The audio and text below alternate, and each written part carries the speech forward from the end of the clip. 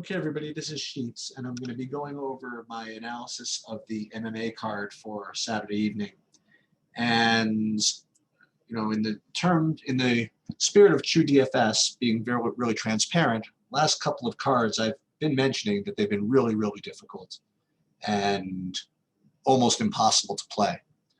I mentioned last week that the winner was going to win by himself, and it was going to be almost impossible to come up with, and that is basically what happened. I do have a very strong take on this card. Strong take.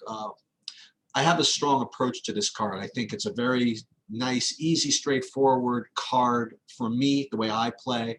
And what I'm going to do is I'm going to lead you through my analysis. And I can't give you the whole lineup like they tell me on DraftKings, but I can certainly provide you with an approach and kind of a core. So again, what we're looking for is, well, we're looking for guys that can finish, right? Because you want those big scores. And you also need to try to find some live underdogs if possible. But you always start with the inside the distance prop and try to find fights that rate to finish inside the distance. And then as I've done more MMA, I've learned how to adapt to the various styles as it pertains to DraftKings scoring.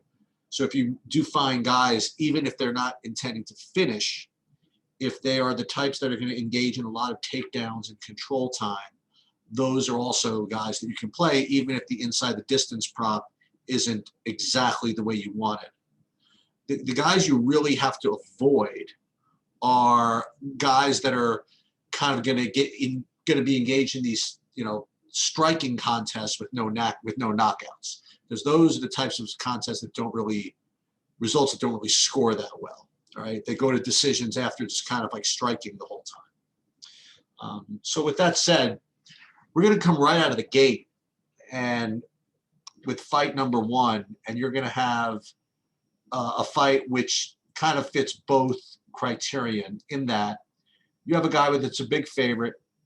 You have a guy with a decent inside the distance prop too. It's favored to go under 2.5 rounds. It's almost a pick 'em to last 1.5 rounds. And Tony Gravely is exactly the type of fighter that we want, even if it doesn't finish early. He's going to be going presumably for a lot of takedowns against Burchak and getting a lot of control. So I think pretty much all roads would lead to him being a really, really core play.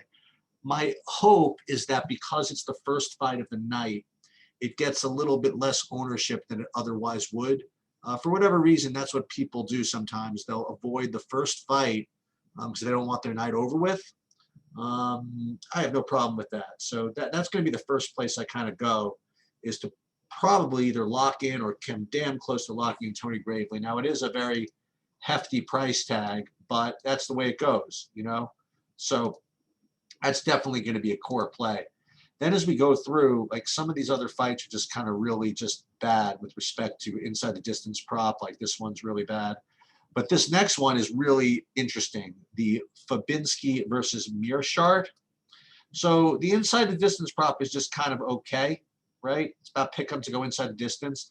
But the way these guys stack up against one another and their price makes me really want to lock this fight in. So first of all, the price is really intriguing for both guys. You have it 7,900, 8,300 guy, and whenever you can get a fight like that that could score well, it's a fight you really want to target. And the way these styles match up is just kind of perfect. So Mearshart, he has just almost whenever he wins his fights, he finishes by submission. And Fabinski is more of a wrestler, so he could get also a lot of control time and takedowns. So I think that whoever wins this fight, I think it sets up to score well, which is really, really important. So I'm going to probably make sure to have a decent amount of both of these guys. We could put one of them in just to hold the spot, but that's definitely an approach that I'm going to be high on this week. Penne Goldinez, nothing, right? You don't really have good inside the distance prop or anything like that. Espino Romanov is another one that's going to be a really key fight. So you have an over under 1.5 rounds of almost pick 'em. So you definitely want to get some of both of these guys. So Romanov, Espino, the price tag as well makes them very, very appealing. If you look at these, you have, well, we have an 8,800 and a 7,400. So you probably want to get some of both. Romanov is definitely going to be the preferred option, but you might want to get some Espino also. But let's just, for openers, throw him in, okay? Romanov, and let's say we maybe don't have to get that much Espino. Then let's continue on up the card here. You have Kish and Cortez, which is kind of a snooze fest. You have Muñoz and Pena, which, for the best of my research, Muñoz is actually a pretty live dog. So we want to keep him kind of on our list of guys that are good live dogs, because we are going to need to use them. Next one, Abdul, Raha, Razaka, Ahasan. He is, you have a 1.5 round prop of about Pick'em. He really rates to kick the crap out of Malkoun. He is very, very live for a first round KO. So he's another one that's going to score really well that you want to try to get in. Now he's also really, really expensive. Okay. So like I say, you can't get everything, but he's definitely someone you want to try to target. Okay. So between Gravely and Ahasan, these are two real keys. Now, one thing I heard about Malkoun, which was kind of interesting, is that he is actually the grappling coach for Whitaker, who's on the main event. And that's why he got on this card, Malkoun. So while he does rate to probably get knocked out, you never know, man. I mean, he's a submission artist he's been, tutoring the other guys. Maybe he gets a sneak one. At a very, very short price of 6,600 or 6,900. I mean, if he does get some takedowns and somehow gets this huge upset, that's going to really be optimal. So I'm probably going to try it, maybe 1 or 2 out of 20 lineups, just because. Right? I think that makes a lot of sense. Sherman Arlovski. So this one is, I think a lot of people are going to target this fight. I don't think I'm going to get there. And maybe I'll get a little bit of leverage in that way. You have Arlovski, who's 42 years old, and Sherman, who's very fishy in and of itself. He had a PED. He got tested for PEDs, caused him to lay off for a little while. And one thing I did find out in my research is that apparently when fighters go up against Arlovski, they tend to kind of reduce volume a little bit. Maybe they're afraid of his past or something. I'm not sure, with the exception of the last fight where he got kind of taken care of early. The thing I don't like about Arlovski too, I mean, he tapped out really quickly to what's his name, the Aspinall last week. I mean, Aspinall got him in a choke, and it was like he gave up in like 2 seconds. Maybe he's just smart. He's been around the block, so many years that he knows when it's time to kind of pack it in. But he's not too intriguing to me. If anything, I would take Sherman. What's the name? Arlovski hasn't finished anybody in like a long time. So if anybody, I would take Sherman. But I have a feeling I'm going to probably stay away from it.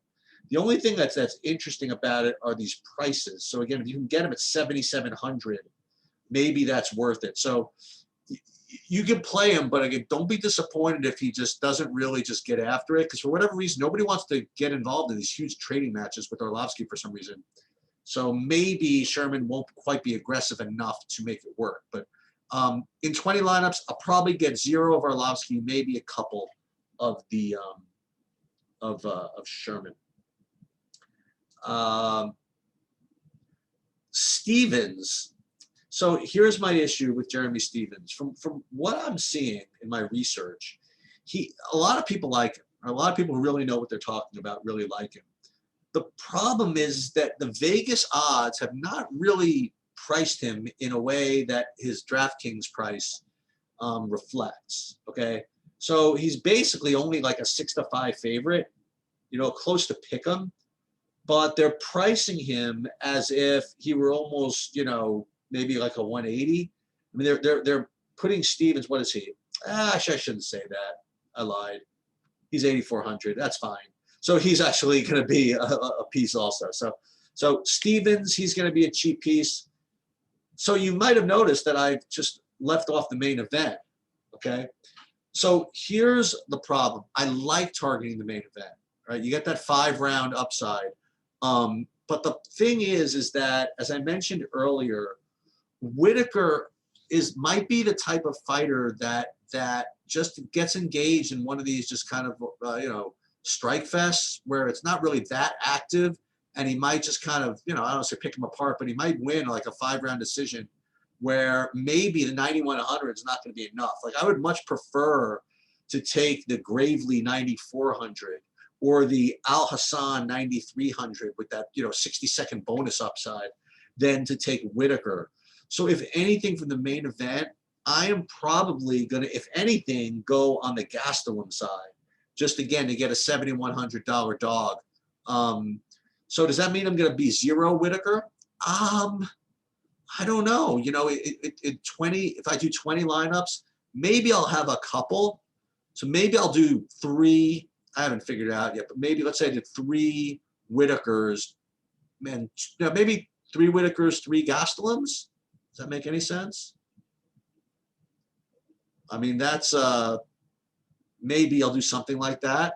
But overall, I'm going to be well under the field on the Whitaker side, just because I just feel as though there's other fighters at the same price range just possess of just a little more tournament winning upside. Okay, I think the Gravely fight, I don't want to say it's going to be sneaky, okay, because he is a big favorite, but I think that people just don't really want to play that first fight of the night. So I think that maybe the ownership is going to be a little bit artificially depressed on that side. So that's what I'm doing, and I'm pretty confident in my approach. So what did I say? I want to target the Gravely and the Ahasan as like my spends. And I went over these key fights, the Romanov Espino fight, the Fabinski Mearshart fight, and I did highlight a couple of live dogs, right? I did highlight Munoz, I thought would be an okay live dog. Sherman, okay live dog. Stevens, not live dog, but Stevens made good 8,400. So there are guys that in my player pool that you can figure out how to build their lineups around that. And I'm kind of stoked, man. I'm really psyched for this card. And with that said, you can all prepare for the first round Burshak over Gravely knockout, which, but that's fine too, because then I'll have to watch the rest of it. All right, that's it, guys. Good luck, and have a great weekend.